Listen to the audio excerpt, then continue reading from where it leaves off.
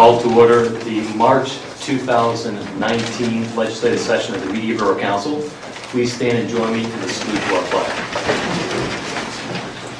I pledge allegiance to the flag of the United States of America and to the republic for which it stands, one nation, under God, indivisible, with liberty and justice for all.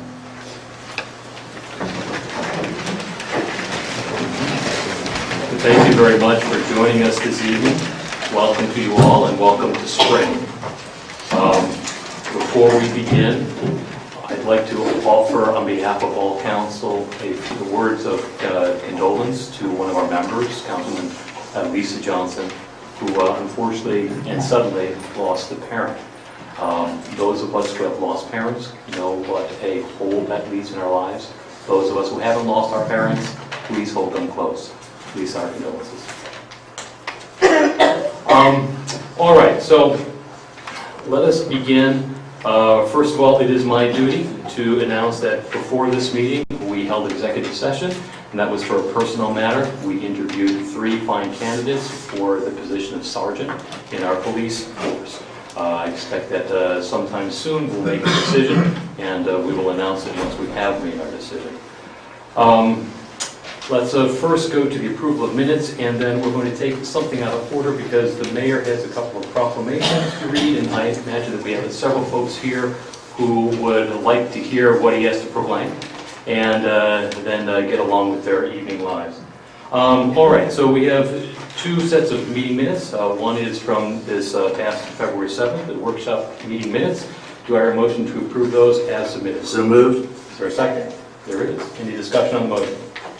Hearing none. All in favor of approving the workshop meeting minutes for February, please say aye. Aye. Aye. Those opposed, please say nay.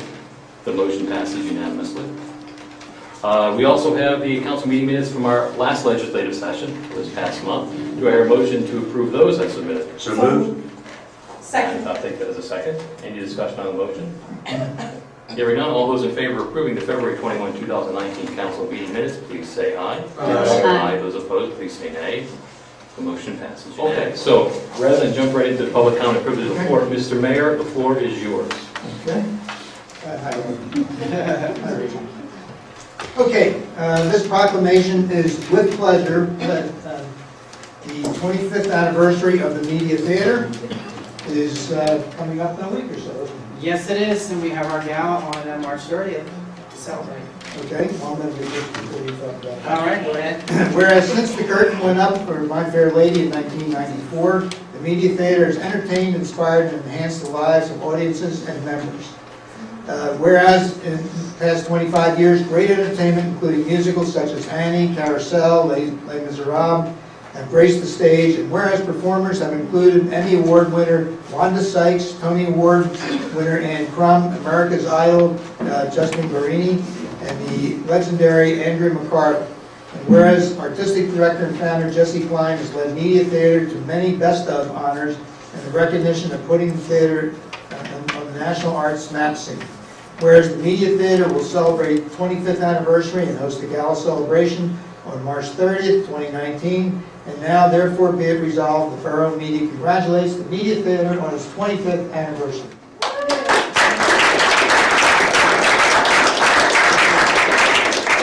Thank you very much to the Borough Council of Media and also to Mayor Bob McMahon.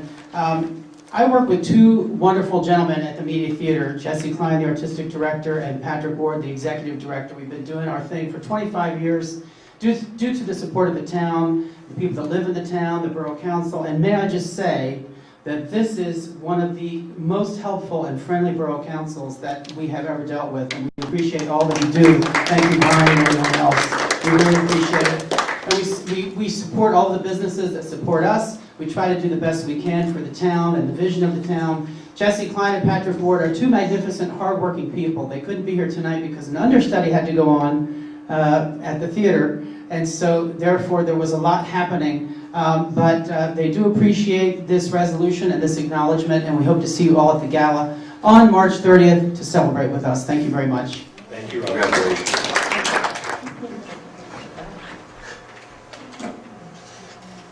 Thank you. Okay. Thank you. Thanks again, everyone. Thank you. Appreciate it. See you next week. Something I put up with for 25 years. The ups and downs of the theater have been amazing, and there's several times where we had to save the theater. Roger, over this 25 years, and everybody, we all stuck together. That's right, and we thank you for that, Bob. All right, I have a second proclamation, and this is one of the most famous buildings throughout the country is in media, half part in media and part in Upper Providence, but it's half media, half Upper Providence. That's the Jason House.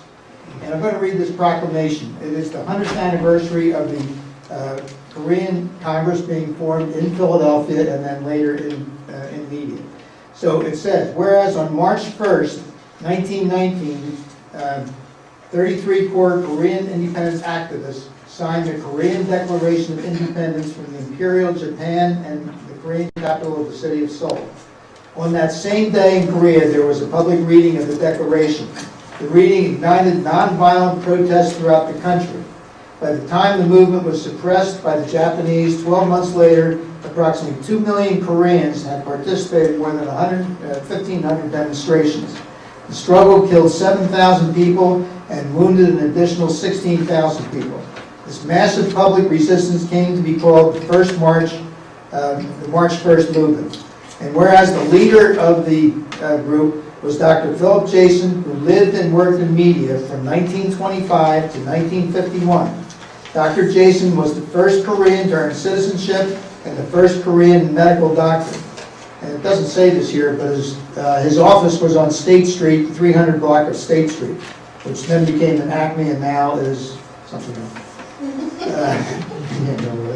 Whereas on April 14, 1919, Dr. Philip Jason, Dr. Sigmund Rhee, and Henry Chung gathered with 150 Korean national leaders and Americans at the Little Theater in Philadelphia to hold the first Korean Congress in response to the March 1st movement in Korea. This three-day event in Philadelphia helped publicize to the world the conditions in Korea and the legitimate need for Korea's independence. The efforts of the Korean Congress helped continue the independence movement for the next 3 years, and now, therefore, be it resolved, the Borough Media congratulates the Korean American community for the centennial celebration of Korean independence movement in America.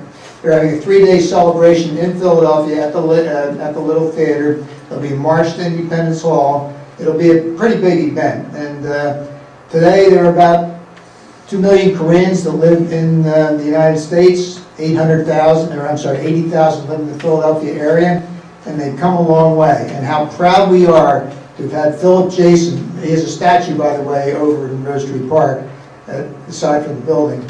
And Peter Williamson looks at his building every day. They're right next door to the Jason House. So we are proud to be the home of the Korean movement. Back, we were the home of them from 1925 to 1951. Dr. Philip Jason was to be the first president of Korea in 1947 when they actually got independence, but he was too ill, wasn't able to travel, so he was not the first president, but he died in 1951. So, thank you. Mr. Mayor, I have a comment on living by the house. In I think it was 1999 or 2000, Kim Dae-jung, who was the prime minister at the time, won the Liberty Medal in Philadelphia. So he took the opportunity to come and see the Jason House. And we had recently moved there. My son was young, so I took the opportunity to go to Marple and bought 2 little South Korean flags at the flag store on Route 3. And we stood on the wall and waved them as the Philadelphia motorcade came down the street, and the limousine and so forth. And the South Korean television cameraman saw my son. I think he was on Seoul camera that night because he was waving his little flag on the wall. But yeah, it's wonderful to live there. And we get tours often. Large groups of South Koreans come to, or Korean Americans come and visit. And Susan, I still have the pictures of the event that Peter mentioned, so if you want any of them, I guess you'll. All right, thank you. Thank you. All right, so we took that out of turn. So let's circle back. We have public comment and privilege of the floor. We offer that twice each evening, and now is the first time. So if there's anybody here who wishes to address council at this time, please come forward. Actually, we'll have to move the microphone. Dave. where it's located? Yeah, I think it's out of its It's called. usual position.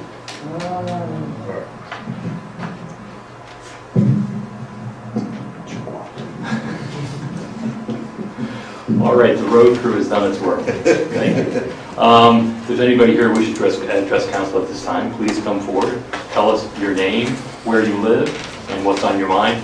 First up. Hi, Roseanne Mulcahy, of the Providence Township, Bowling Green. I had contacted the Borough recently to get an update on the dual left turn lane situation from Providence Road onto Baltimore Pike. I wondered if you could give me a specific update. They suggested I come here to ask the question. Sure. This is kind of a dual engineer and solicitor type question. I don't know which one of you gentlemen would like to take it first, but we're going to have that. The borough had the obligation to obtain some easements to allow the project to happen, and that has happened. Right. And so, in my opinion, it's now on the developer, which is Commonwealth Real Estate Investors, to start the project. I'd spoken with the PennDOT representative, Paul Lutz, who seemed to indicate that the project was going forward, but he wasn't specific in terms of the easement. So is there a time frame? And you're saying it's, because it's like it's the borough, if the borough says it's PennDOT, so I just want to know But where it the lies. borough's not doing it. Right, The so borough it's doesn't the do developer. it. We've done what we needed to do. The developer doesn't have the ability to obtain easements. The borough did, and did that work, and that's what the borough's function was. So it's now in the developer's hands. Right, and is there a time frame attached or timeline? There is not at this moment. They need to make movement on it. So, I mean, could it span into years or never or months? I just wanted to know. I don't have an answer. It's on the developer to do that. Kevin, do you have anything? I don't have a timetable, but you did call my office the other day. I had a chance to speak with you for about 15 minutes. After that, I visited your site, I visited your street, took a look at some of the signage, took a look at, I think there was formerly a speed bump or speed hump there. It looks like it had come out at some point in the past. The concern primarily was cut through traffic and traffic volumes there. So again, coordination with the developer, there's not a specific timetable. I think the plans were in process with PennDOT, being reviewed, being approved. It was a little bit cumbersome getting those easements, so I believe we had them all in hand. So that was one of the last sort of hoops to jump through for the PennDOT process. But again, right now, it is on the developer. Yeah, I did speak with you. However, the reason I'm here is because our township is trying to solve a traffic problem one block down on Baltimore Avenue and Beatty Road. And according to my conversations with the PennDOT representative, the dual left-hand turn lanes would free up time, give more timing to the Baltimore Pike traffic coming into Media Borough. So insofar as my, working with my township, I just want to know if it was imminent or whatever, so it would affect any changes they wanted to make at that block. Mr. President, I did take your contact information and your address, and I do keep a map or a list of all the resident concerns, no matter what is with regard to transportation in the borough. So any updates that we have, please be sure to contact you. Okay, thank you. And then secondarily, just because of traffic, I wondered, is there any update on the Raven, the development there? We do not have an update on the Raven.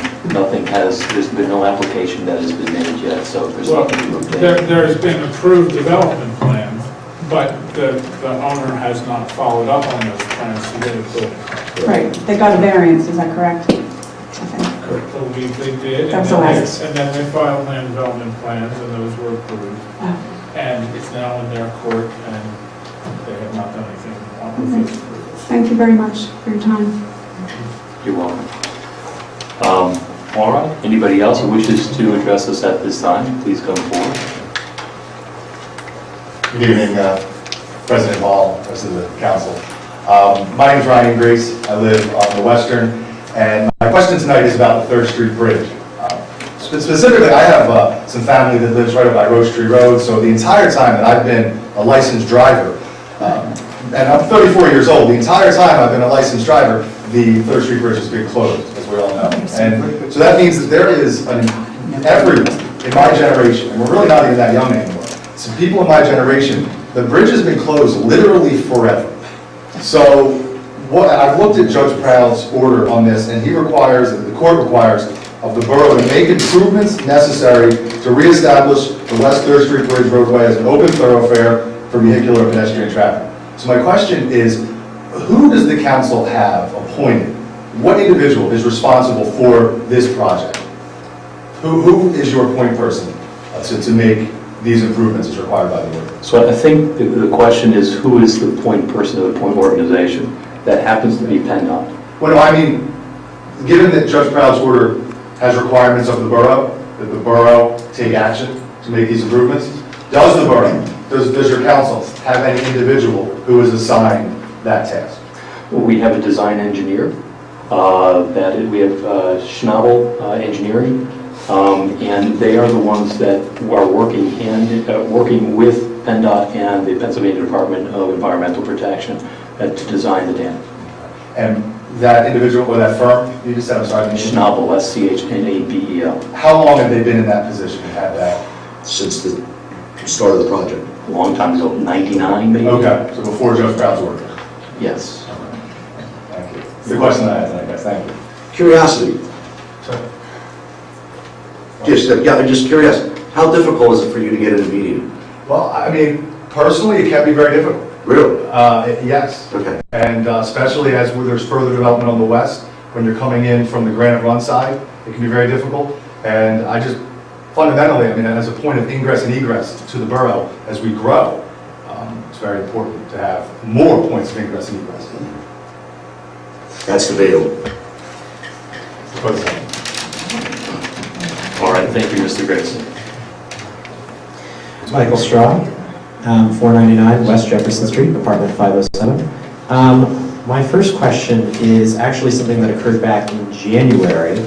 My question is essentially, back in January you had stated to Mr. Rumsey that you were unaware of essentially who contacted either the BLCC or if the BLCC had contacted you regarding litigation. Are you still unaware of who contacted who?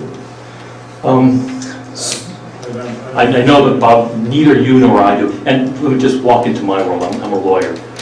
We had a lawyer who represented us for the purpose of that litigation. It was Montgomery, McCracken, Walker, and Rhodes. Fortunately, we prevailed in that litigation, and the case was brought against us, was dismissed. Once the judge's order came down, it's my understanding, as often happens in these types of things, the lawyer for the club spoke with our lawyer, and they had a discussion about where things go next. It often happens in litigation when you get to a point where you're towards the end of it, or there's been a decision made by the judge, that the lawyers will talk among themselves and then can ask, what do you plan to do? And they often do that just so that they can advise their clients what their clients' options are. So I think that's the way this came about. It was just a normal conversation among the two lawyers, and then our lawyer talked to us about what he had learned from the lawyer from Brumo's Lake. So that's as best I understand how it came about. So essentially, no one from either the borough and no one from Brumo's Lake decided to say to one of their lawyers, hey, maybe we should look into possibly litigating and working to resolve this situation. No one did that. That was just the lawyers that decided to do it on their own, and no one from the borough or the Brumo's Lake Country Club decided to, seize on the opportunity. It was simply lawyers doing something else. And that's what lawyers do when you get to that point in the case. They'll pick up the phone and they'll say, we've got this order, what do you plan to do? And as best I can tell, that's what happened. I just find that to be a little bit bizarre, is the case, because you're a borough council, Brumo's Lake Country Club, you're both litigating against one another, you've spent thousands of dollars. You'd think that, if you wanted to appeal, or if they wanted to appeal one way or the other, that one of the two parties would make a decision regarding that, not lawyers in between. So as Councilwoman Dixon was about to say, that's kind of what lawyers do. You might consider that to be bizarre, but in my experience, and I've been a practicing lawyer now for 23 years, that's what often happens. You might choose to reject that, but that's just the reality of my profession. I'm rejecting it in this instance because you would want a case, and you would think that instead of, if in your perspective and from our perspective, if you would want a case, why would you want to litigate further? So that's just, and so I would think that even if the Rumors Lake Country Club lawyers wish to litigate, even if they, but I'm just saying, if they decided to litigate, essentially, if they wanted to do that with one of your other lawyers, wouldn't you think that your defense, your team essentially would come to you first before anything had been decided? Who made the proposal? I'm confused. Whose team made the proposal? Was Rumors Lake Country Club the one that made the proposal to essentially continue to work this out, essentially this deal, or was it the boroughs? That's what I'm trying to get at. I get that you guys can, that your lawyers can have conversations, but who made that proposal? To try to work together. To essentially end this, to essentially avert an appeal. Just, Yes. I don't recall. I mean, calls were made back and forth. I mean, but do you object to the settlement? I mean, this is a public comment period. If you have objections, if you like it or don't like it. I think it's great that you settled, but I'm just trying. I don't understand. I actually think it's great that you settled. I think it's great. Thank you. I do, but I'm trying to figure out who made those contacts, because I don't think it's right that you were essentially sued, all of you. I think it's wrong. But who made the contact, essentially, and which lawyer decided to make that move is what I'm trying to get. And if you're saying we're unaware, that's fine. I understand. Now that you're saying that, I'm saying that's fine, if no one figures that out. That's all I wanted to see and clarify. My second question essentially is, in the previous meeting, I had asked some questions, and I had noticed online that the video had ended after one of my questions.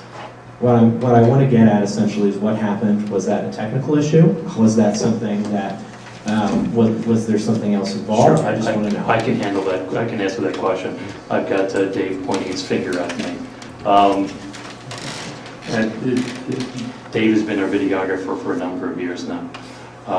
Media Borough was one of the first communities in Delaware County to provide its meetings on YouTube. I don't know how those things work because I'm not on YouTube, but we now have all of our legislative meetings on YouTube. And we've made a lot of effort recently to communicate more directly with our residents, whether it's by way of social media or it's by way of our e-newsletter. So all of you have subscribed to the e-newsletter. It's a great source for reliable information. As I understand it from speaking with Dave, and Dave, you'll correct me with the technical stuff, after the meeting, you go home, you download it into some form, and then you send it to the borough, and then the administrative staff post it. And as soon as we found out that there were about a minute and a half of a 2-hour meeting. Two minutes from the end of the meeting. From the end of the meeting, correct. The end of the meeting was 2 minutes missing. I was notified of this. I immediately remedied it. The 2 minutes were put on. It was my fault. I took full responsibility for this. So any misconceptions or any notes that this was done on purpose, that's a fallacy. It was an actual mistake. It was an error, which was remedied immediately upon notification and was replaced up on YouTube with the full hour, 52 minutes, and 30 seconds on there. I had noticed I that, take and apology. think it's wonderful. I apologize, and I take full responsibility, not the board. I take responsibility. Ladies and gentlemen, I think that for the first time in the past X number of years, Dave has spoken. It just so happens that all of us are human, we make mistakes. The key is whether or not we own up to those mistakes and learn from them. And Dave has told us that it was his mistake, that he did not provide us with the full number of minutes of footage, and as soon as he found out about it, as soon as we found out about it, we contacted Dave. Dave then provided us with the missing 2 minutes, and now it's out on YouTube in its full glory. May I add a personal note? So, not to look for any sympathy here. At the time of the rendering, at the time I take the film, I render it into my computer, I have to watch the whole meeting to upload, to change volumes, because some volumes are lower than others. I raise everything up, I balance it out. The only thing I discard is the pre-meeting before Brian hits that hammer, okay? And when he says meeting over, it's done. At the time, when I was rendering this, and I'm not looking for any sympathy here, I've been doing for the borough, I've been filming for over a decade. Every one of these people works for the community, for its needs, its objectives. I'm an unbiased person. I'm the camera person. I'm not a reporter. I'm not a talk show host. I'm not a journalist. I'm a camera guy. I just capture it. I messed up. At the time, one of my grandchildren, my oldest, who is deemed autistic, had seizures. I wasn't in the right frame of mind. That's why I messed up, because I didn't add the additional 2 minutes. I didn't double check the system. So the computer did it on its own. I double checked it, thought I had covered it all. I didn't. I messed up. Upon notification, I repaired the problem. So there's nothing being hidden. I would like to say that I never said Thank you very that much. anyone was hidden. I would also like to say that I never stated that anyone was unbiased. I would also like to say that I'm sorry that anything might have been thought that I had said. I simply asked if there was a technical difficulty or if something else had occurred. There was a technical difficulty that was fixed. Thank you. I think that's wonderful. That shows that government is working. Thanks. So finally, my last question, and it's more of a statement and we'll roll further, is essentially the parking issue in Media Borough. In my opinion, I think is just getting a little bit too out of control here. I mean, a couple of times now, I walk from my office and I look, and the reason why I walk from my office is because I can't find any parking at lunchtime or in late dinner. A lot of the times, I have to walk all the way home to grab lunch and then come back. And sometimes I have to walk all the way to a different restaurant to be able to grab something because I can't park in the parking deck, I can't park on the streets, I can't park anywhere. And I mean, at one point, I even saw on a cardboard box, and it literally said working at the bar, and the light just kept blinking and blinking and blinking. And so, what are we doing in terms of parking? What are we doing in terms of parking enforcement? And what are we going to be doing moving forward? Well, it's an excellent question. It is a wide-ranging question. I do have some remarks on the topic, if you'll permit me. I think that parking, as we all know, in media can be challenging. And it is a challenge of our success as a community. Media is a success story. When I moved into town 23 years ago, you walk down State Street, as my neighbor was fond of saying, you can walk down the street, in the middle of the street, naked. No one would notice, and and you wouldn't have to worry about being hit by any traffic. There were plenty of places to park, by the way, back then. But now, media has been doing quite well, been selected one of the top Philadelphia suburbs, one of the top places to raise a family, one of the top places to retire in Pennsylvania, not one of the top place to retire in Pennsylvania. And over the past 12 years, we've done this without raising your taxes by a single dollar. So it's no wonder that media is a popular place for people to want to live and to visit. There are parking pressures that come with that. We are only 3/4 of a mile square. We are densely packed. There are not many places left for folks to find a place to park. Broadly speaking, how do you deal with this? You can either, one, increase the supply, or two, you can increase the demand. As to the supply of parking in the borough, there's very little that we can do.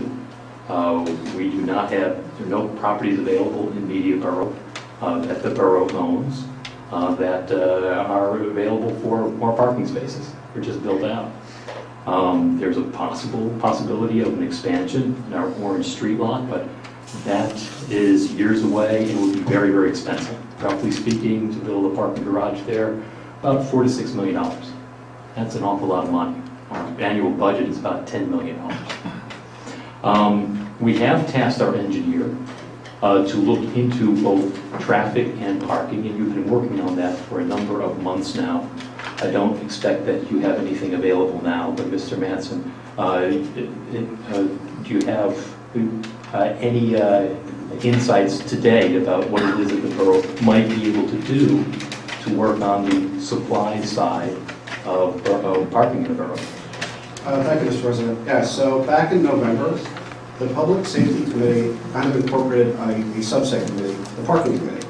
We've been meeting about once a month or so to go over all the parking issues in town. And one of the first things we did was we cracked open all the other parking studies of our sister boroughs, Narberth, Westchester, Norristown, Fayetteville, and we started getting ideas and started putting them together. So our plan was to move forward and make recommendations from the Parking Committee to the full Public Safety Committee meeting this month. So a lot of the ideas that we have there, we're going to be sharing and doing a presentation. And then the expectation would be that all that information would be routed to a workshop or to this meeting, to present those ideas. I could start talking for 16 straight hours about parking. I don't think anybody wants that right now. So just to answer the point, we have been proactively working on it, researching it. The county has been very helpful. Naturally, the entire town has been in a state of flux now for a long, long time. The county has been back and forth about what the plans are. We've met with them, we've met with everybody. They have polled their own staff, we have worked with all the stakeholders, and we're looking forward to make those recommendations. But I don't want to tip my hand too early because we're not there right now. Thank you, Mr. Matson. Just a couple of things that I can't offer folks currently. As we all know, because of the partial collapse and subsequent demolition of the county's Borough parking lot, parts of Orange Street have not been available to park. The street is now open, but on the west side, the parking spots there, they're roughly, Mr. Smith, about 12, 15? A little bit less, 10 or 12. 10, 12, okay. Those parking spots that are currently blocked off because of fencing, it looks as if sometime next week that fencing will come down and those parking spots will then be available to the public. And at the present time, there's also fencing in front of the townhouse on the Veterans Square side. Again, roughly about 10 to 12 parking spots, and that fencing looks like it's going to be coming down sometime soon. Mr. Manson touched upon the parking situation in the borough with regard to the garage, and I guess it's no secret that historically the county has not provided sufficient parking for its employees and its visitors. There is currently a deficit of about 800 parking spaces because of the demolition of the county garage. With the county garage, there was still a deficit of about 400. And that occasioned quite a bit of that parking crunch that you felt around the courthouse. I'd suggest this. I know that there's some folks here tonight that are talking about parking, but there is a county council meeting at the beginning of April 3rd, it looks like. I suggest that folks, if they're interested in this issue, please go to that meeting because there are things that the county can do right now that could help our situation. For example, I'll give you some examples. One, the county could promote the use of off-site parking. Currently, it does provide some off-site parking that is accessed by a shuttle down at the Brumos Lake Country Club. It is not well used. The other day, just as an example, the other day in the middle of the day, there were 9 vehicles there. This morning at 1 o'clock, this morning at 8 o'clock, there were 3 vehicles. One was a dump truck, one was a shuttle van, the other one was presumably a vehicle from somebody who was going to the county courthouse. But they can do more, it seems to me, to promote off-site parking. 2, Mr. Matson mentioned the county's plan to rebuild a parking garage facility at the current site. please, if you're interested in this, please go to the county council meeting and push for an aggressive planning process from the county. They need to work quickly to come forward with a plan to rebuild the parking structure. As I understand it, we expect that we will get something from the county sometime in May or maybe June, some type of application that we can then look at, and that should start the process of getting a replacement structure built. But that's where the push ought to be on the county, to push them to get this thing built as quickly as possible. 3, anybody who's walked past the site knows that it is now basically a surface lot. I think that it would be very helpful for residents to talk to the county council person or go to county council meeting and ask them, demand from them that they investigate the possibility of taking part of what is part of that site and turning into a temporary surface lot. Asphalted over, people can park there for the next 2-3 years while we're waiting for construction of a new parking garage. So, excellent question. I think there are things that can be done, but in the immediate and in the long term, most of the problems, parking problems that we're facing now are as a result of historically inadequate parking provided by the county, and 2, the collapse of their garage this past summer, which has caused approximately 400 more vehicles to hit media streets every day. And we need to push on the county so that they can work and get this and remedy the situation. Mr. Robinson, I thought that you had a comment? Still, so we're not here till tomorrow. Go ahead. Good evening. Bob Stump, 510 North Lemon Street, Unit D9. It's a comment. If you want to run for council, this is not the place to debate council in the current situation. If you want to debate them, ask for a debate, and we would probably make sure that you have a debate if you want to debate you guys about whatever's going on in media. But this is not the place or the time to go ahead and bring questions and then make a statement and fight with you guys. This is a council meeting. It's not a debate for who's running for what office. And that just makes me feel awful that you have to learn and live in this situation where people that are running for borough council wants to debate you on this floor and not in a debate where the 3 guys that are running would debate them. So I'm just making a comment, and I really don't care who likes me or who doesn't like me. I think this is not the place for anybody to come that's running against anybody currently to do a debate, and that's exactly what it sounded like to me. Thank you. Thank you, Mr. Stump. But as always, we welcome any questions about public policy or issues of the day. And certainly parking is something that is on the mind of many folks in media at the present time. All right, well, we're having a healthy session here. Somebody else wants to talk? Yeah, if anybody else wishes to talk, please come to the microphone and tell us who you are, where you live. And what's on your mind. And I'm sorry, where do you live? I own a business in Media. I know, but we're required by law to ask where you I live live. on Merce Tree Road in Upper Providence. Okay. And everybody talked about what I was going to talk about. Everybody talked about the parking, which was what I was going to talk about.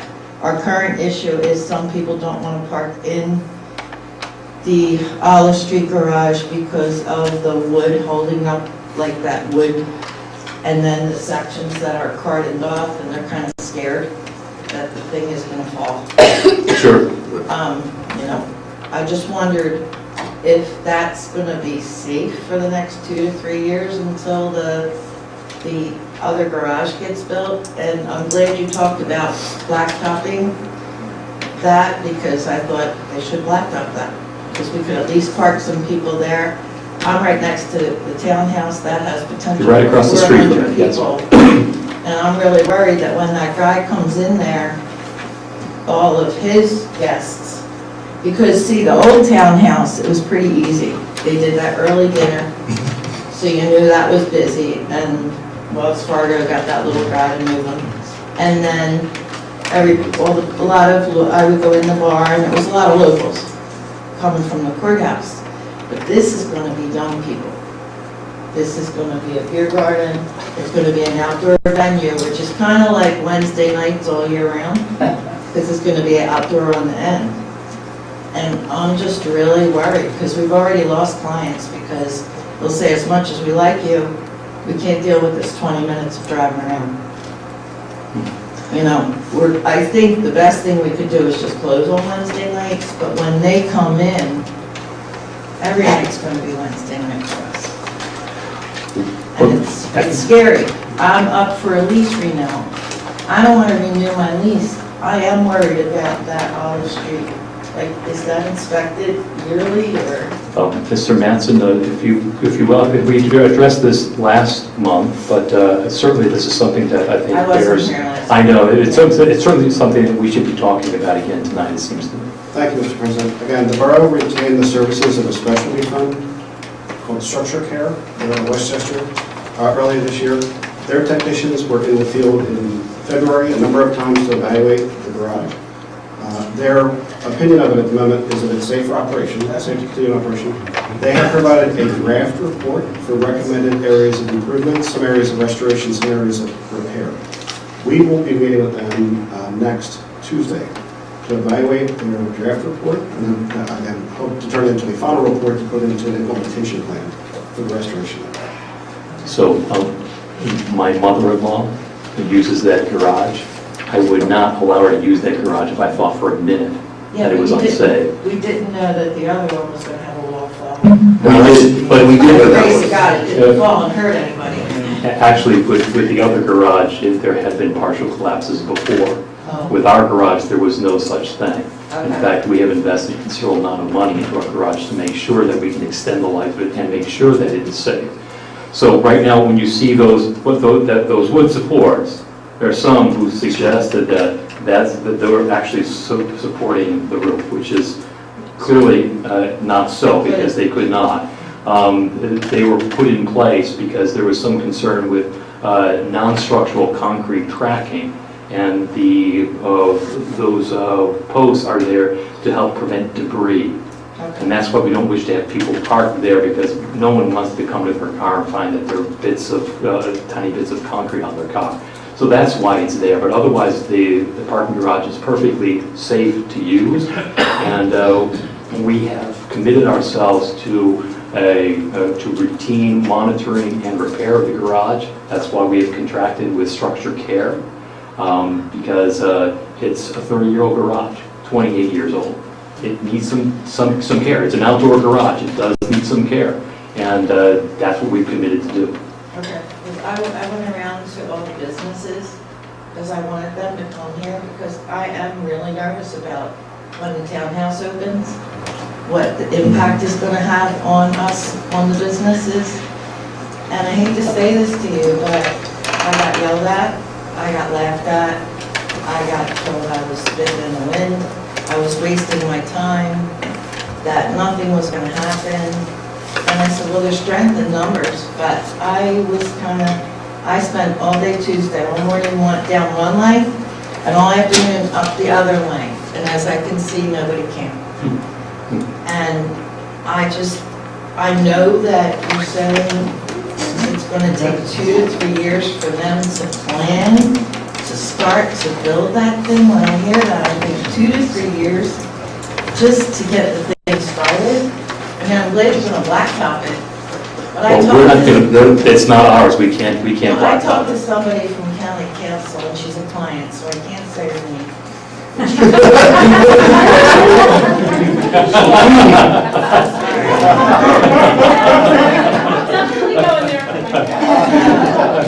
I take it to the grave. And she told me, well, you need to go to the borough. It's the borough. I'm like, okay, now the county's telling me the borough's telling me the county. Look, there's a reason why it's called the county garage. It's county's garage. Okay. The only part of it that the borough owns is 2nd Street, which basically bisects it. That's where, if you recall the old garage before it came tumbling down, it was a little tunnel that took you from Orange Street on over. That's the only part that the borough owned, but the rest of it was all county building and all county garage. Okay. Is this meeting on the 3rd at 10 in the morning? I believe that they are, let's see, The county meetings are at 10 in the morning. 10 a.m. unless otherwise noted. There is an agenda meeting on April 2, which also is at 10 a.m. So you have a choice of April 2nd, April 3rd, 10 a.m. on either of those days. Okay. There are also meeting dates of April 16, 17, and 30. They're all at 10 a.m. So we need to put pressure on them to put blacktop on that surface. I think if that's something you'd like to see, then, if that's something you'd like to see, then certainly talk to them. I don't want to be the bearer of bad news, but I have attended meetings that the county did not anticipate that. And I do believe that the way in which they laid the surface back down would be significant for them to turn that into a surface line. Not saying they could not do it, but they did not anticipate using it for parking. So it is not compacted properly for vehicular traffic. So it's going to be a significant lift in order to do that. So. Can I just follow up? You mentioned, I believe, Brian Grace again. You mentioned, I think it was $4 to $6 million, Mr. President, you said, for a new garage. Were you referring to the potential garage on Orange and Baltimore Place? So the borough has looked into the possibility of building a garage on the current Orange Street surface lot, the one that sits at Orange Street and Baltimore Avenue. Right. Roughly speaking, this is me as a lawyer, not as somebody who builds garages. Fair. I understand that it's about $20,000 per space, so a 200 bay garage is $4 million, 300 bay garage is $6 million. And we own, there's no land acquisition cost, which is helpful in that regard. We own the land already. But the $4 or $6 million would just be construction costs, it would not be land acquisition. And I guess to avoid sending a whole bunch of people to county council meetings who will then be disappointed to learn, that lot that was there is reserved for jurors. And in fact, customers of the prior speaker would have been turned away, even when that lot was open. And if we were to pave it over, which may not even be feasible, if we were to pave it over, that would only be for use of jurors and county employees. So even having a lot there, when we say we should put pressure on county council to rebuild as fast as possible, as a county employee, I could not agree more. But as someone who's worried about business growth in media, I have to point out that that would not be available to customers of State Street businesses. So does the borough, I think we did get a mention just now from our engineer, does the borough have plans to improve and increase parking? I know you said it's supply and demand, but I guess my pointed question is, could we have a timeline on when there might be a presentation from our engineer about what the borough's plans are? I think as the engineer referenced, that we are in the process of getting a draft report. Okay, so there is no specific time. So once the draft report is determined and if we make it, when it becomes finalized, then there will be discussion between all the council. With your comment regarding private parking for jurors and county employees, I would fully understand that. What you need to recognize is that 150, 200 people that you may get parked on that surface lot on the county now frees up 200 spots that people are plugging meters in all day long. And as the council president referenced, if we could start to get more volunteers at the county to use off-site parking, that would eliminate people coming in and parking for 8 and 10 and 12 hours. That's the important thing, and I do believe that the county is willing and desirous to work with us. However, I also do believe that the county needs to put a little bit more oomph to the request to their employees to use these facilities. Okay, so just aside from it, and before, we said before the juror lot collapsed or was demolished, would the council agree that there was need for increased parking in the borough? Yeah. Yes, but not to the degree that we are now. I can say that historically, the Olive Street lot that is in existence now was never at 100% capacity. It's never at 100% capacity, where now that there is no county parking, they're on a regular basis, if not every day, it is at 100% capacity. So close to, yes. All right, so the position is that if the county can rebuild that Jura lot, there will not be a need for increased parking? No, that's all, I'm not trying to try. I don't want to. What we're trying to say is what we need to get the numbers from the county to recognize what cars will be off the street. So that will now allow us to determine what our needs are. The collapse of the garage has caused a temporary flux in parking that we're not sure. And until we know what the county is going to do to get cars back off the street, it's kind of hard for us to determine what our needs are. And I didn't mean to put words in anyone. If we are talking about before that was demolished, did the council think there was a need for increased parking? Of course. Okay, all right. I mean, you guys put Thank a you. hotel in. I'm sorry, It's but so high up. you need to come to the microphone and tell us who you are, where Hi, you my name live. is Kristen McHugh. I've written some of you some nasty letters a while ago. I have a very similar problem to You her. didn't say where she I don't- lives. Excuse me? You didn't say where you lived. I think it's Alan. Well, I own a house on 608 Allen Lane. I'm now at 26 West 6th. Come visit me. So I have that one. So the left-hand turn, excuse me, the left-hand turn thing there is a big problem. And the parking thing that I'm seeing is, it's wonderful, the growth in media. I love it here. But it sounds like there's a failure to plan for what comes with the growth.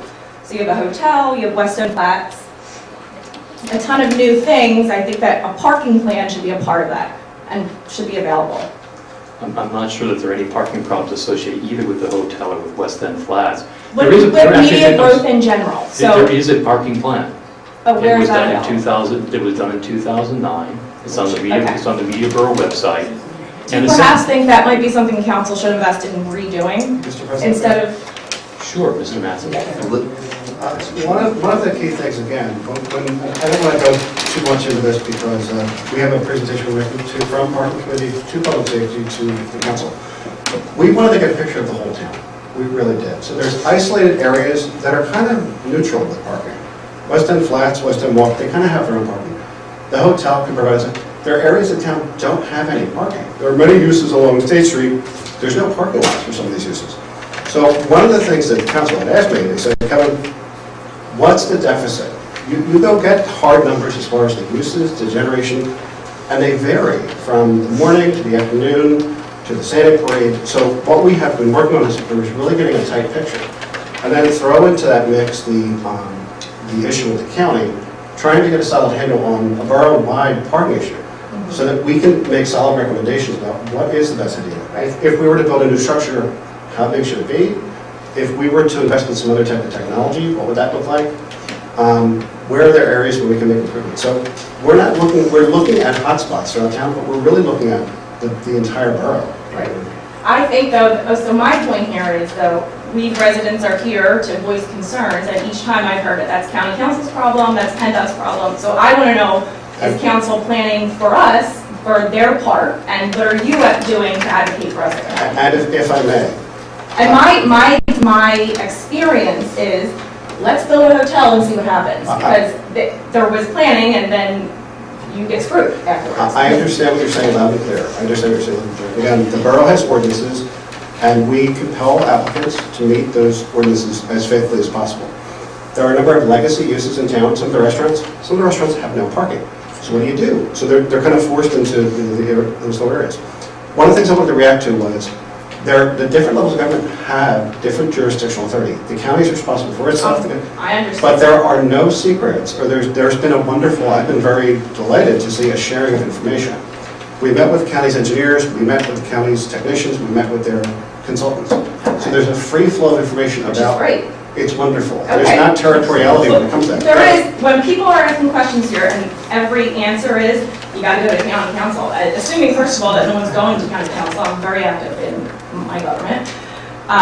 So I think that that can't be the answer every time, if that's the case, what's the point of county council? I mean, what's the point of the borough council? If every answer is go to county council, then why are you guys here?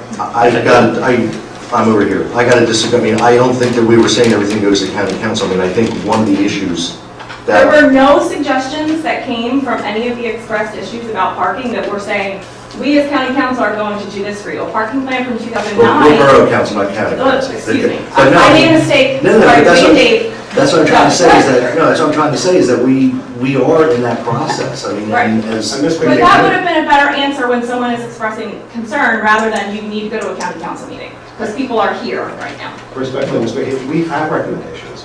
Right, but tonight, so I think a good answer would have been. Talking about two different No, I'm not. What I'm talking about is if people are expressing continuously and you are acknowledging that there's a problem with parking, maybe the good answer is we did a study in 2009 that needs to be redone. So everybody has access to the data, we understand where we are with or With without all due county respect, line. ma'am, that's what our borough engineer said in his opening remarks, is that we're doing a parking study. He's getting ready to report on it. That's what he said. Great. Clearly. Okay, so where, At that point in the meeting, perhaps you weren't listening. I probably wasn't. He I was just on said YouTube. it- Excuse me, he just said it again. Okay? Just now.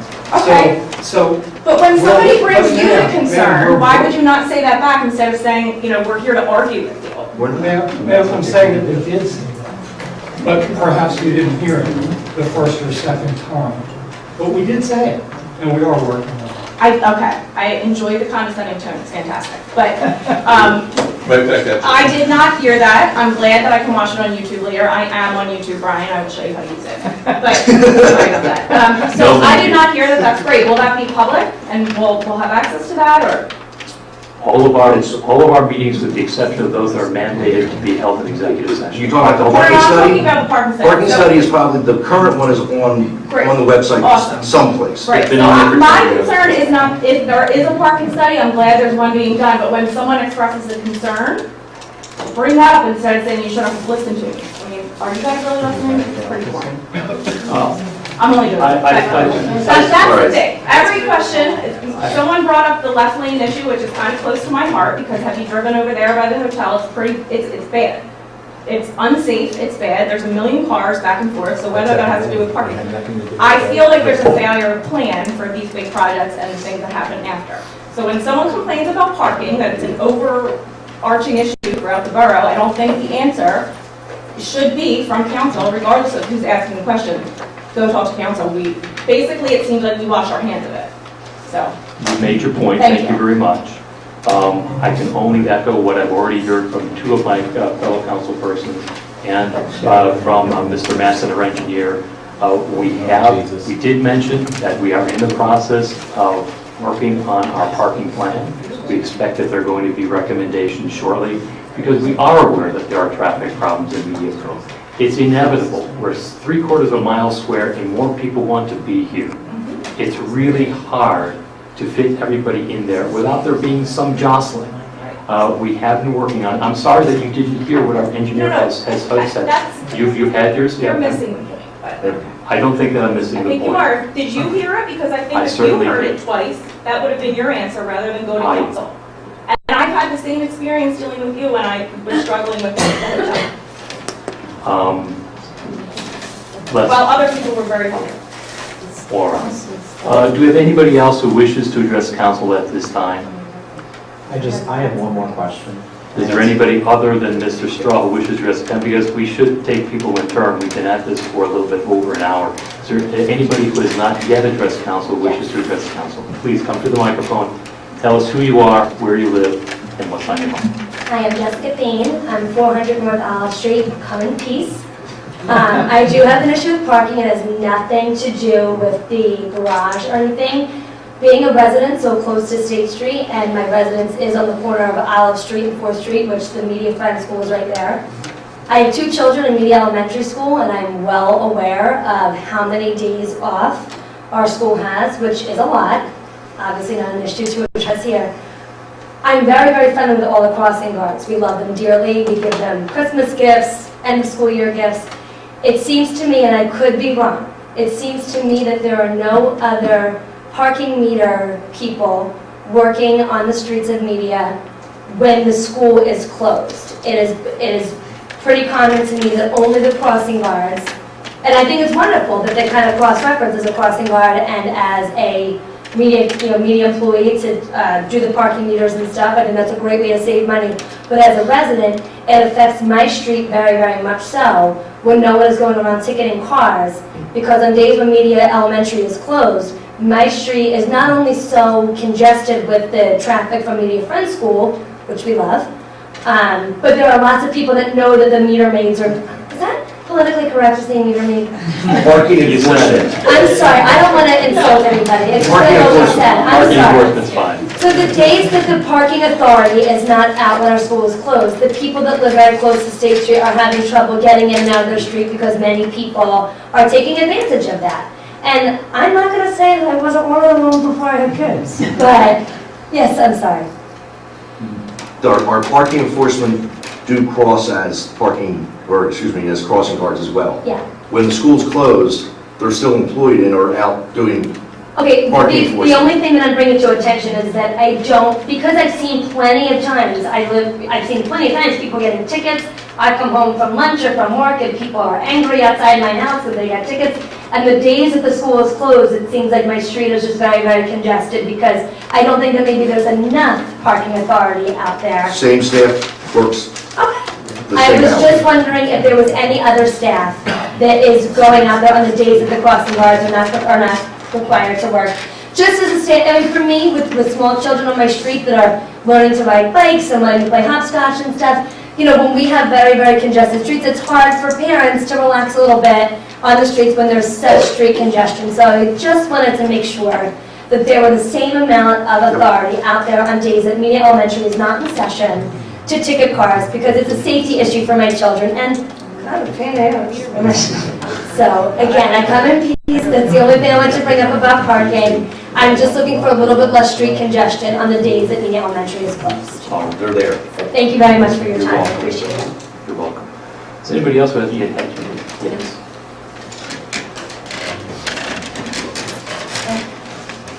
Hi, this is Paul from, hi, I'm You Kate. can write it down. Oh, there you go. Kate Paul, 401 North Orange Street. And I just had a question.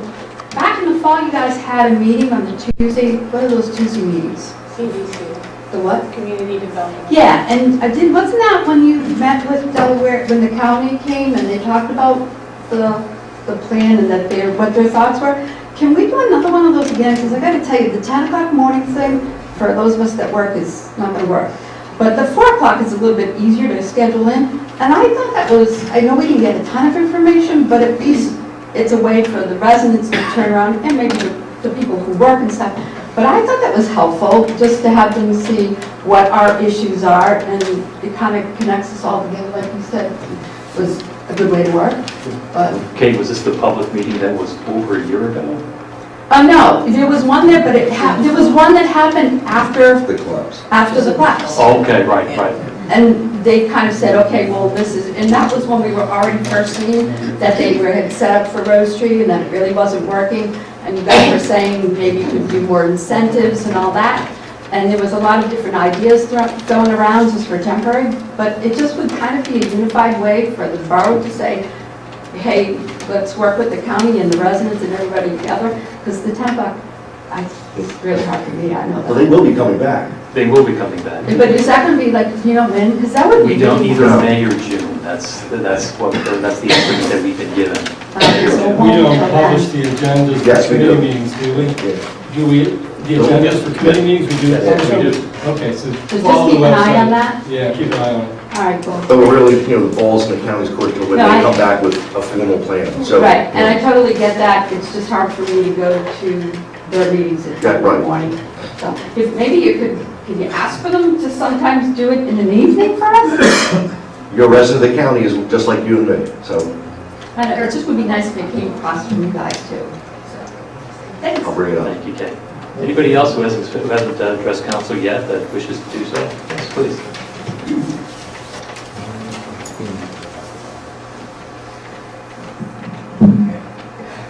My name is Kathleen Rode. I'm not a resident. I live in Borough. Do you know my address? No, Broomall is fine. I own a business on State Street, 15 East State Street. So if I could speak for myself and Mary Ann or any other business owners that are here, I think what we're just looking for is going to the county, great suggestion, but your support that you understand the problems we're having. Our businesses are suffering. I talk to the jurors because they come in on their breaks. They have long breaks, and I ask them, so where did you park? Oh, I parked here and I have to, I'm glad I have the break, I can put money in the meter, or I parked on Front Street or Second Street, and that's great. So the jurors aren't parking where they're being asked to park. Maybe that's at Rose Street Park, maybe it's Broomall Lake, I don't know. But the county employees, they're also parking all over the borough. I can't measure the impact that it's having on my business. Where Mary Ann, I think her clients might call and say, I can't make it, I'm going somewhere else.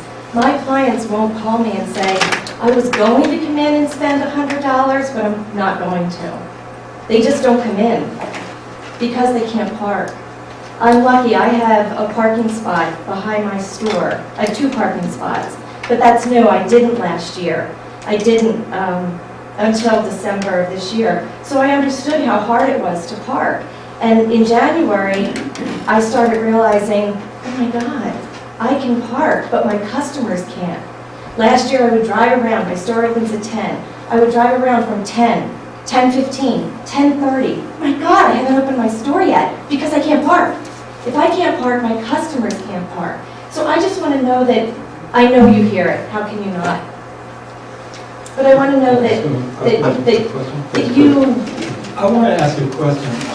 It might not be clear to you, but anecdotally, have you noticed any kind of sharp difference between the situation before the collapse of the county garage and today? Oh, absolutely. It made a significant difference in your life? Absolutely. And again, just that situation where I am trying to find a parking space for myself to come to work. And I'm just one person. I have a very small staff.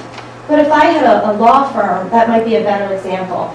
But when I was trying to find a parking spot, I would drive and as I'm driving saying, if I can't park, neither can my customers.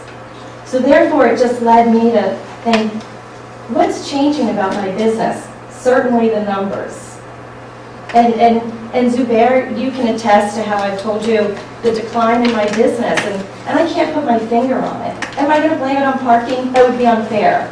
Am I going to blame it on the weather? I don't know. Am I going to blame it on, am I putting the right things in my store?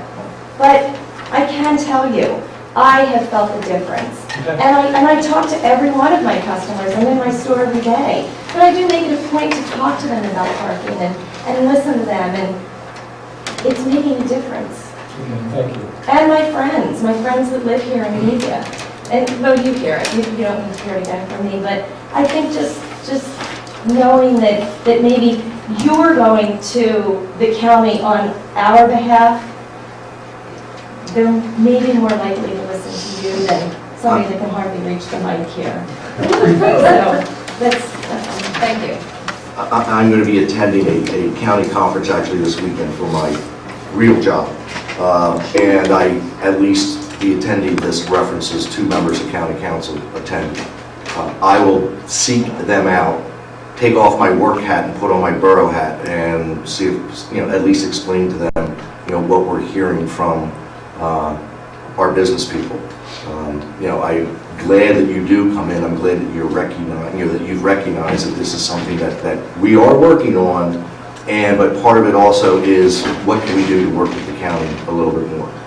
And I do think, at least what I've encountered, I can't speak for all members of council, that I think there's a willingness.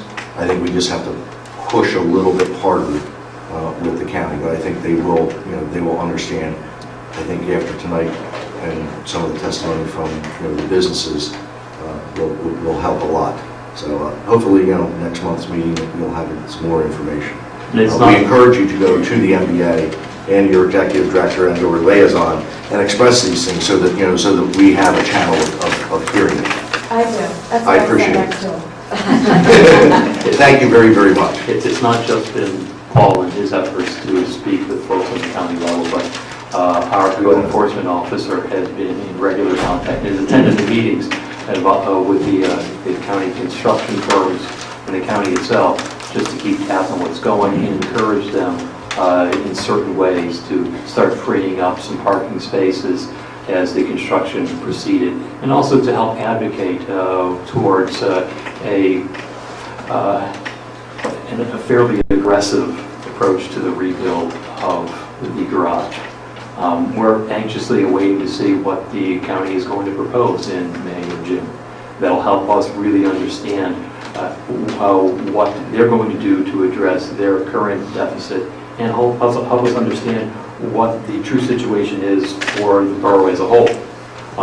So we're kind of in a holding pattern on that, but as others have pointed out, we have been working on this for a number of months now, trying to address these problems. But we hear what you're saying. I think we're all in this together. All of us feel the parking pressures, but at the end of the day, we're dealing with a really finite space, there's not going to be any magic solution in the short term. It's just not going to happen. But in the long term, I think that we can address these parking problems in a way that I think is going to help you and help our residents as well. Thank you. Cover the agenda. We're zooming on through. Anybody else wish to address council at this time? Mr. Straw, please, if you have one more question. It was more of a question. It was actually solved a little bit by Ms. Payne. It was just a suggestion. One thing that I stated earlier was that I had seen a car that had been near the townhouse that had, it was blinking red consistently, and there was a sign on it that said, "At the bar." And it's happened a couple of times where I just see multiple times where I feed the meter. One time I went on vacation, it was Friday morning, I managed to find a parking stall near a coffee corner, and I put my meter money in, and we go in and we have breakfast, and next time we come out, we see the same car that was there that had already been having its blinker going essentially for the meter, and it still hadn't been ticketed. And there's multiple times where I see that, and so I'm just saying maybe a short-term solution could be maybe finding a way to get parking enforcement in terms of increasing it, maybe having another person working, or another possibility could be essentially making sure that areas are covered a little bit easier way, maybe one person in the northern area, one person in the southern area, maybe in the loop. I don't know how it works now, I can say that, but maybe that could be a solution, at least in the short term, to make sure that parking spaces that should be opened up should remain open for people that are legally parking. Thank you. Thank you. Okay. Now that we have the preliminaries out of the way, thank you everybody who came to the microphone. It's not I'm sure that for many of you, this is not the way that you wish to spend your evening, but we do appreciate you coming to us and letting us know what's on your mind. We'll move along to the engineer's report, Mr. Mattson. Thank you, Mr. President. Just an update on the road program. We just shipped a few things. There were, again, in the coordination with the utility companies, we work with Aqua Water, Aqua Sewer, Pico, Fios, and naturally PennDOT. So I anticipate having that out to bid next week, which is one confirmation I can make with perhaps that one issue. Primarily, the focus will be the installation of ADA accessible sidewalks. There have been a number of concerns from borough residents about getting ADA ramps throughout town that aren't there now. So that's where we're going to spend a lot of resources. A number of streets are going to be repaved. So, unless there are any other questions, that's all I have from engineering. Does anyone have any questions for Mr. Mattson? Seeing none, Mr. Scott, the solicitor's report. Thank you, Mr. President. I don't have anything to report tonight. Does anyone have any questions for Mr. Scott? I'll move along to the mayor's report. Yeah, during the month of February 2019, we had 615 complaints. So yesterday's became one sealed.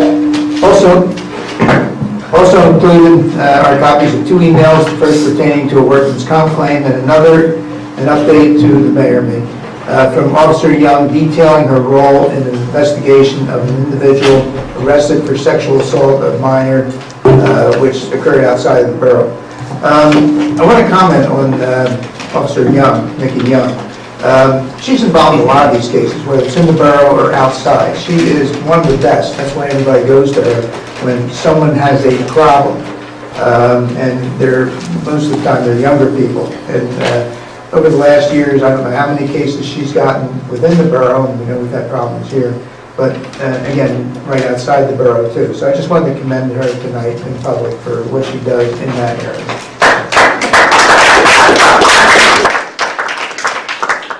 I'll stop the memo. Thank you, Mr. Mayor. Does anyone have any questions for Mr. Mayor? We'll move along to the council committee reports. First up, Councilman Robinson, Properties, Public Works, and Fire. I'm going to be very quick. I have nothing legislatively. I was going to bring up parking, the parking garage, and our ADA and ramps, but I think that's been beat up pretty well this evening, so I'll call it quits. As I always do, I'll encourage everyone, because I actually have a room full of people tonight. Our fire department is always looking for volunteers. It can be a firefighter, it can be an EMT, or it can be an administrative individual. I hear numerous people in the meeting tonight talking about how media is great for everybody. Well, it would be a great opportunity to do some volunteerism and come out and support your fire company. That concludes my report, Mr. President. Thank you. Does anyone have any questions for Mr. Ross? Hearing none, we'll move along to Councilman Lisa Johnson, Media Business Authority, Historic, Public Safety, and Civil Service. Thank you. I have several items on the agenda tonight for consideration. The first one is something we discussed in the workshop, and originally the NBA had submitted a mass gathering permit to amend their Dining Under the Stars permit, which, as you know, goes from every Wednesday in May through the last Wednesday in September. They wanted to add all the Saturdays as well,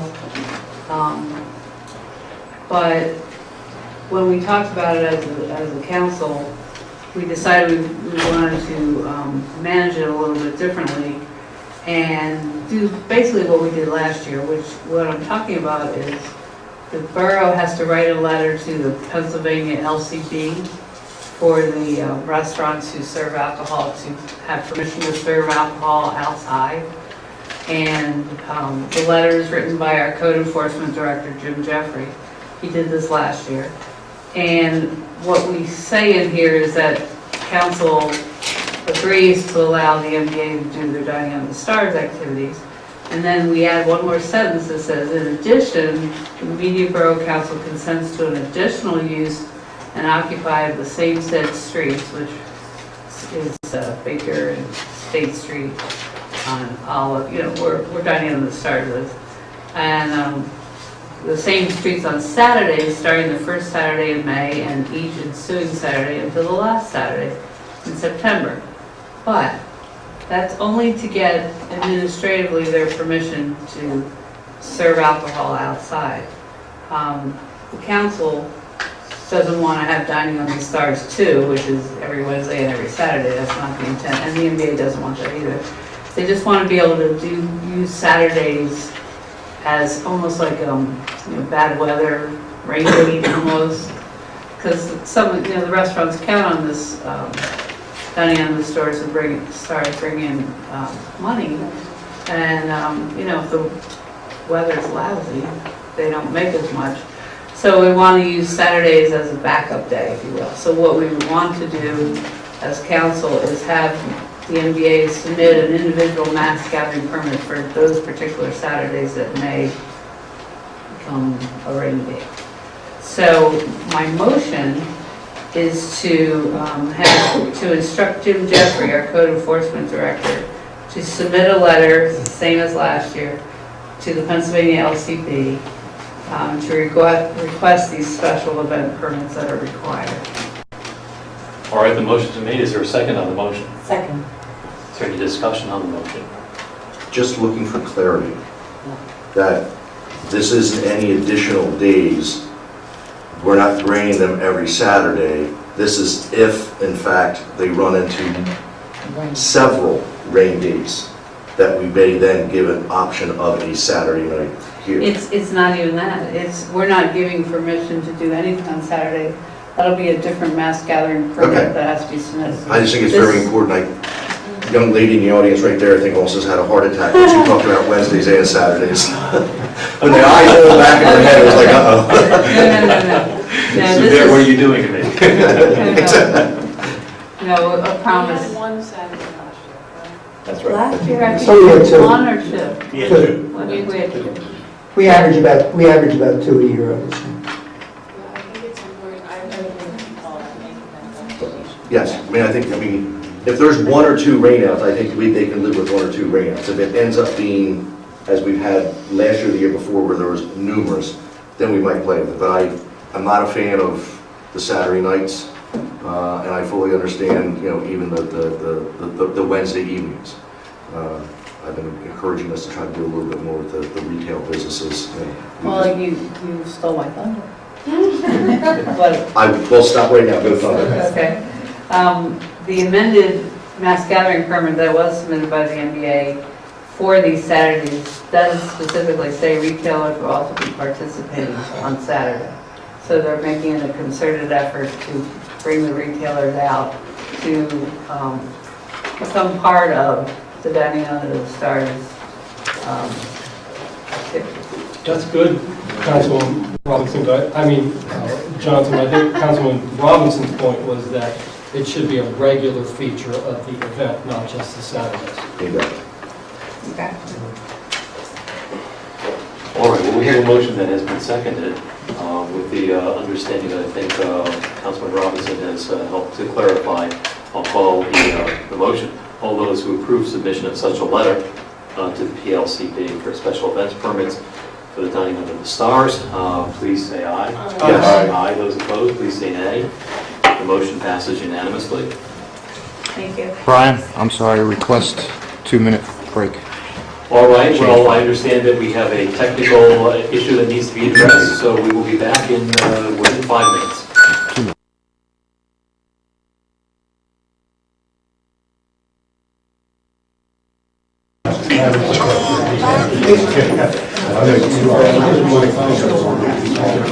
But you're right. Precision is important.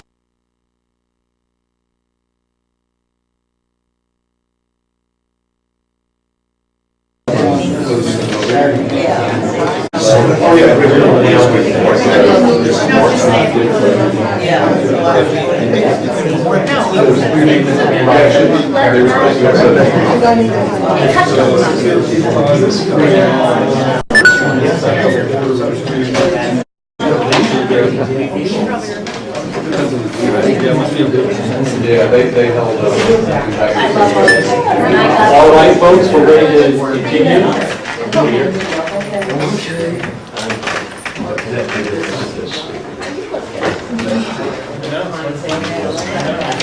Dave, give us the high sign when you're ready. We're ready to go. Okay, we're back. Dave has managed to get some more folks. We've got our camera rolling again. So we're back. We are in the midst of Councilwoman Lisa Johnson's portion of the agenda. I believe she's on agenda item number 2 under her section. So Lisa. Okay, number 2 is a mass gathering permit application from the Second Baptist Church. They do a reenactment of Jesus bearing the cross. It's like a parade that they do on Good Friday. They've done this before in the past, and it's a very short little event from 11:40 to, it says midnight, but I don't think that's true. I think it's lunchtime. Well, not on mine, it's at 12 a.m., but okay. And anyway, it's 20 minutes. And so they actually don't even need a mass gathering permit, but they wanted to be cautious. Last year was the first year, right? No. No? They've been It's been doing this for 30, 40 years. Why did I think it, I thought something name on it. Well, I think you're thinking of another one. Oh, it's Another, church. yes, it was. I think it has. So is that the motion? Have we had a motion? No, I'm sorry. I was That's trying okay. to. No, it's fine. Telling. Okay, so the motion is just to approve this mass gathering permit for April 19th for the reenactment of Jesus bearing the cross. Second. Okay, well, we've got a second already. Any discussion on the motion? I just, again, clarification, I don't think it should be described as a parade. They really aren't, as Councilman Johnson said, they really don't even need a mass gathering. They're walking down a public street They do it just for abundance of caution. It's a procession, and just so that they have the right to reserve that street, that's why. Well, they're not even, I mean, they actually use the sidewalk, they don't use the street, they don't close the street. So I just think, separation of church and state, I think it's important that this is truly, they're walking down a public sidewalk, but as abundance of caution, they get the mass gathering permit. All right, the motion is made and seconded. Any further questions or comments? Well, just as the church calls it a parade, I didn't know. Okay, we've got that clarification. All those in favor of approving the mass gathering permit for the Second Baptist Church's reenactment, please say aye. Aye. Those opposed, please say nay. The motion passes unanimously. Thank you. All right, the next one is the mass gathering permit for the 40th, believe it or not, Media 5-mile race to be held on June 21st, it's Friday. And they will have the streets closed from 5 p.m. and breakdown will be finished by 10:30 p.m. Seems to be a favorite 40 years, people. I'd like to make a motion to approve this permit. Motion been made and seconded. Any discussion? It's been seconded. Second time. Any discussion on the motion? Hearing none, all those in favor of approving the mass gathering permit application for the immediate 5-mile 40th race, please say aye. Aye. Aye. Those opposed, please say nay. The motion passes, and I believe that the entrance, you can already, you can sign up already. So you can sign up online. Yep. Okay, great, thank you. The next one is another mass gathering permit for the Town Talks newspaper's Fall Super Sunday, which is going to be on September 8th. They'll have the street closed from 7 a.m. to 5 p.m. and the rain date is September 15th. Make a motion to approve this permit. Motion has been made, and it has been seconded. Any discussion on the motion? Just one thing, it just comes to mind, the 40th anniversary reminds me that Media, as you were saying before, Mr. President, Media is a very popular place. And I think we should consider these street events as being something that we should try to burnish in the same way we tried to burnish every single thing that we do. I'm not trying to point a finger at this particular event, but I think we have a lot of them that have been around for a long time. And it's just like we do RFPs for our consultants every once in a while. It might be good to sort of kick these things around a little bit to see if indeed this is what we want to be doing in the future, or would other events be better, et cetera, et cetera. It's just a general comment to all of us to consider. And not that I'm going to say no to this. I know that the NBA board for the NBA events do that. Good. They make sure that they're still fresh. But these are not all NBA events, so your point's well taken. Any other comment? Hearing none, I'll call the question. All those in favor of approving the mass gathering permit application for the Fall Super Sunday event, please say aye. Yes. Aye. Aye. Those opposed, please say nay. The motion passes unanimously. Thank you. The next one, another mass gathering permit for the Media Halloween Parade. This is October 26th from noon to 4 p.m. The rain date is October 27th, which would be Sunday. Second. Make a motion to approve. Motion been made and seconded. And is there any discussion on the motion? It's just the beginning of spring. We're already talking about Halloween, but such is the rhythm of what we do. All those in favor of approving the mass gathering permit application for the Media Halloween Parade, please say aye. Aye. Aye. Those opposed, please say nay. The motion passes unanimously. Thank you. And the next two are related. First one being a mass gathering permit for a community block party, which is part of the second one, which is the Santa Parade Fun Run and Community Block Party. I guess they combined it together there. Happening on December 1st. This has been going on a few years now, and very successful. So the Community Block Party is an area on Veterans Square between State and Front. No, sorry, Baker and Front. And they have vendors and live music and charity collection, registration for the fun run, so a lot of activities in that area. And they would set up at 1 o'clock and break down by 7. So I make a motion to approve this community Second. block party. Second. Is there any discussion on the motion? Hearing none, all those in favor of approving the mass gathering permit application for the community block party that will be done in conjunction with the Santa Parade and Fun Run, please say aye. Aye. Aye. Those opposed, please say nay. The motion passes unanimously. Thanks. And the second half of that one is the Santa Parade and Fun Run itself. So that setup time is at 3 o'clock. The event starts at 4:15, goes till 6, and breakdown is at 7, so the roads will be closed through that time period. I make a motion to approve this permit. Second. Motion's been made and been seconded twice, and it would be a shame if we approve the one but not the other. It would. So unless there's any further discussion, all those in favor of approving the mass gathering permit application for the Santa Parade this coming December, please say aye. Aye. Aye. Those opposed, please say nay. The motion passes unanimously. Thank you. And then I just have a couple quick announcements for the MBA.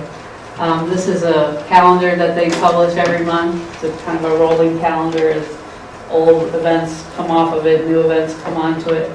And there's a bunch in the month of April. The first one at the very top, though, is Media's Farmers Market, because it's all year round, so it's always there. And the Media Film Festival is April 4th through 6th. Hosted by the Media Arts Council.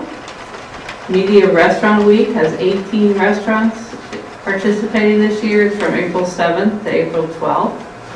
So consider doing that. The Great Media Easter Egg Hunt in Glen Providence Park is on Saturday, April 13th. And the Americana Roots Ramble, the 17th annual.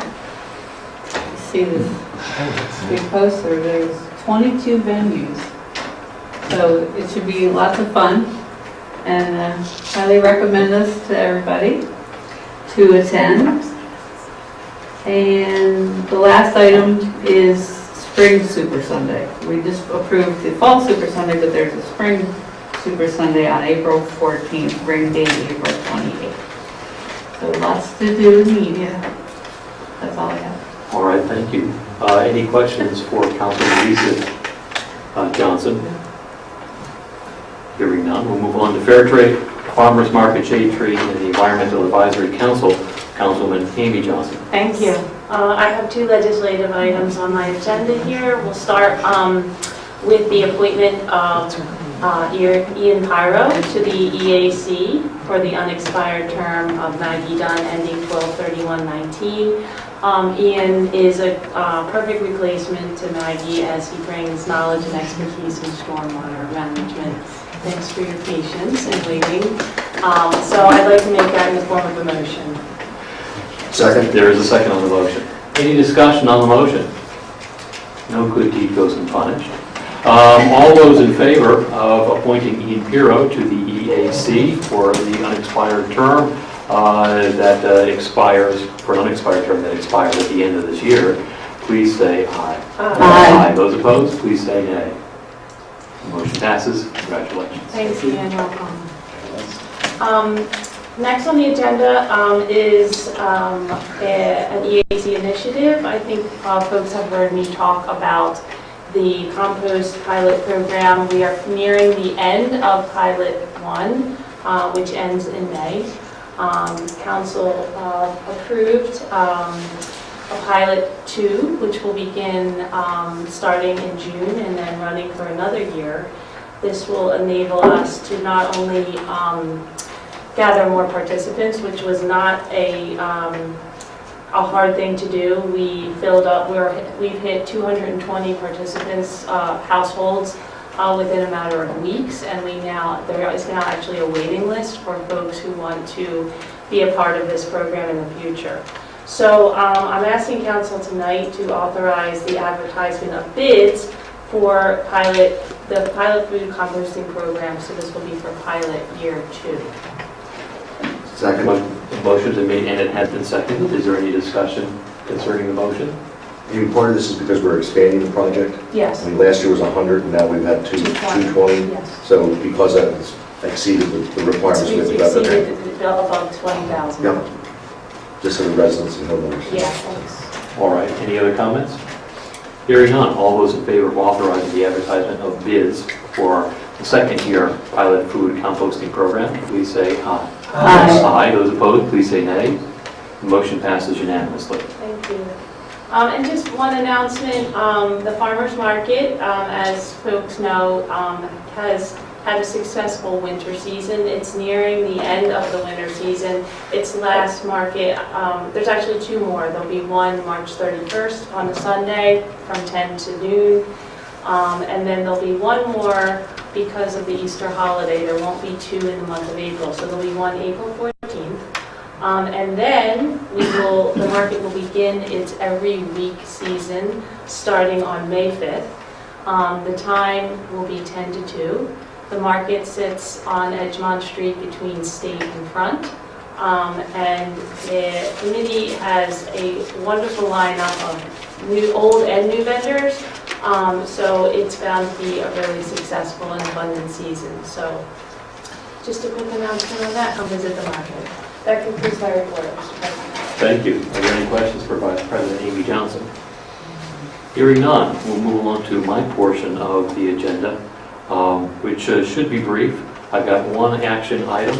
It is with regret that I announced that one of the members of our zoning hearing board, Brett Lester, who served for several years, has tendered his resignation to the zoning hearing board. Brett and his family are moving outside of the borough. They have 2 young boys who are growing and they need a larger space, and so they have looked outside the borough for that. As a result, Mr. Lester has tendered his resignation from the zoning hearing board because he no longer will be a resident of Media Borough. His term expires at the end of this year, December 31, 2019. So I make a motion that we accept the resignation of Brett Lester from the zoning hearing board, his term to expire at the end of this year. I will second that with deep regret. Motion's been made and seconded with deep regret. Any discussion on the motion? Okay, I'll call the question. All those in favor of accepting the resignation of Brett Lester to the zoning hearing board, term expiring 12/31/19, please say aye. Aye. Those opposed, please say nay. The motion passes unanimously. It is indeed with regret that we have accepted Mr. Lester's letter of resignation. He certainly was an asset to the zoning hearing board, and he, as an engineer, he brought something to the zoning hearing board that I think will be missed until we find a replacement. What this means, of course, is that there now is an opening on the zoning hearing board. It's a wonderful opportunity for a borough resident to get involved. There are a number of boards and commissions that currently have openings, and this is a great way to learn more about your community and to participate in your community. Good news is that if it doesn't work for you, it's only a 10-month commitment. I urge you, if you're interested, to submit your letter of interest to Jeff Smith, our manager, and the zoning hearing board will then have a decision to make. I do not have anything else for not any other action items tonight. I just have one announcement. To some extent, my thunder has been stolen by Lisa, but that's okay. I'll see if I can add a little bit of sound effects. The Media Film Festival. This is the 12th annual film festival. Those of you who were there at the beginning know that this is basically a sheet across the room. And that really awful popcorn that we sometimes make with popcorn. It has grown tremendously. And now it is at the theater, and it packs up. These are wonderful films. They're both local as well as international. Yes, there are international submissions. Some of these films go on to other larger, in terms of attendance, film festivals. So this is really good quality stuff, and it's across 3 days. It's the Thursday, Friday, and Saturday, April 4th through April 6th. The Thursday, it is a 7 p.m. There's a 7 p.m. event. Friday, it's at 7 p.m. And then, for those of you who are devotees, there's a 10:30 horror festival, which will last an hour and a half. And then on Saturday, there are viewings at 1 p.m. and at 7 p.m. These tickets are highly prized, so if you are interested, please purchase your tickets now. You can get them online now, or you can go to the theater and purchase tickets. But I urge you to go to the film festival. It's a wonderful time. It's a wonderful event. It's something that has grown over the past 12 years, just as media has thrived over the past couple of decades. The film festival as well has been very, very successful. So hope to see you there 2 weeks from tonight. That's all I got. Any questions for Mr. President? Okay, we move along to Councilman Boyer. Thank you, Mr. President. I'll try to keep things brief given the lateness of the hour. A few announcements. Registration is ongoing for summer camp run by the Media Youth Center. The weeks for summer camp are June 24th through August 12th. They're accepting children entering first grade up through sixth grade. Prices are $155 a week for non-borough residents and $95 a week for borough residents. And the hours of the camp are 9 through 3. So you can visit the website and contact a rep if you're interested in registering. The annual Easter egg hunt by the borough will be on Saturday, April 20th. That's right here outside of the community center. That will be 11 to 1:30. Friday, May 29th, there is a Delco night at the Philadelphia Union, and Rec has purchased, I believe it's 50 tickets. As always, we try to give preference to borough residents. So if you're interested in the ticket to the Delco night at the Union on Friday, May 29th, contact Paula and reserve your tickets. Tickets again will be $20. I'm sorry, what's the date again? May the 29th, Friday the 29th. Delco night at the Union. And then finally, some upcoming events, one of which is that local Girl Scout troop 53477 is going to take over the community playroom as a project and renovate it, well not themselves, but oversee kind of some improvements. They're going to do a book drive and bring in some new kids' books, update the toys and so on. So they're doing that as a service project, so we thank them for their service. And then finally, the top lot. There's been a lot of work on the top lot on behalf of Rec. It is now, I believe, over 15 years, and it definitely needs a little bit of, let's say, renovation. So in the next few months, hopefully, that's going to happen. We're putting together some plans right now. There was a representative that met with Rec this past Monday morning, and when we find out the details, we'll pass that off. So stay tuned. Look for the newsletter, but definitely something will be upcoming with the top lot and lots of improvements. That's my report. Thank you. Thank you. Does anyone have any questions for Councilman Boyer? Hearing none, we'll move along to Finance and Library. That is Councilman Peter Williamson. I just have one action item tonight, and that's my monthly, the standard thing I do every month, which is a motion for the payment of bills from February. From the general fund, we drew $266,906.87. From the recreation fund, $4,773.23. And from the capital fund, $83,726.20. I move approval of February's bills. Second. Motion is made and it has been seconded. Any discussion on the motion? Hearing none. All those in favor of the payment of the borough's bills from February, please, as outlined by Councilman Williamson, please say aye. Yes. Aye. Those opposed, please say nay. The motion passes.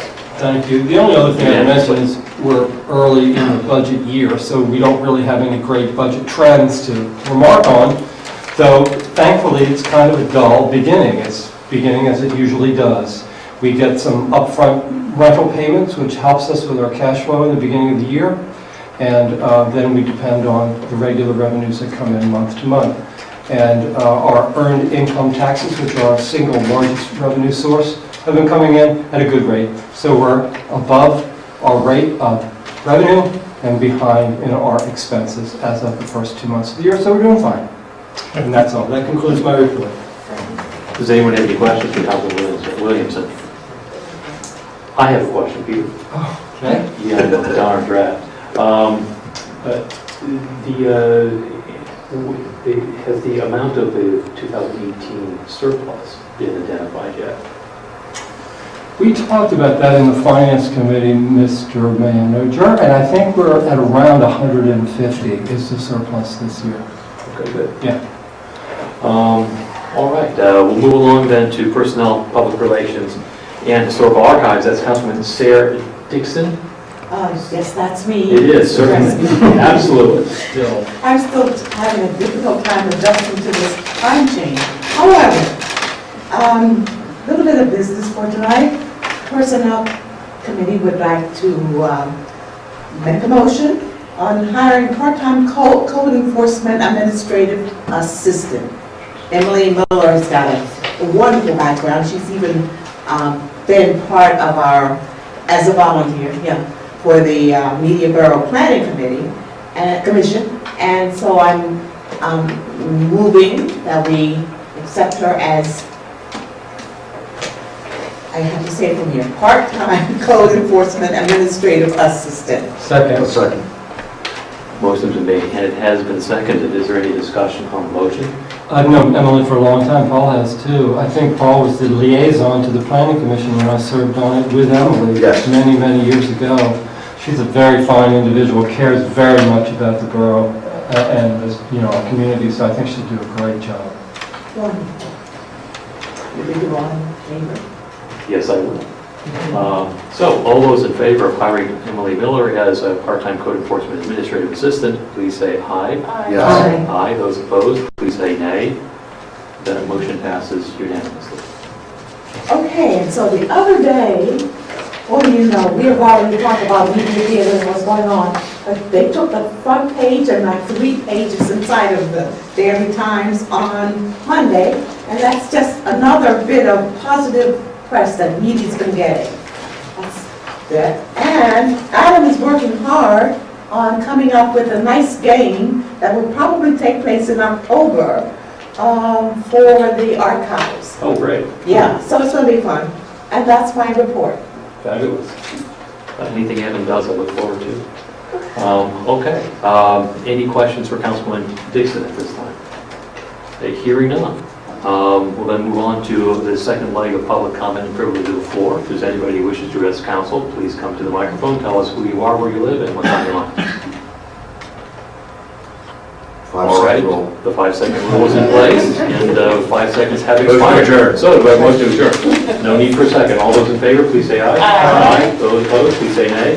The motion passes unanimously. Folks, see you next month.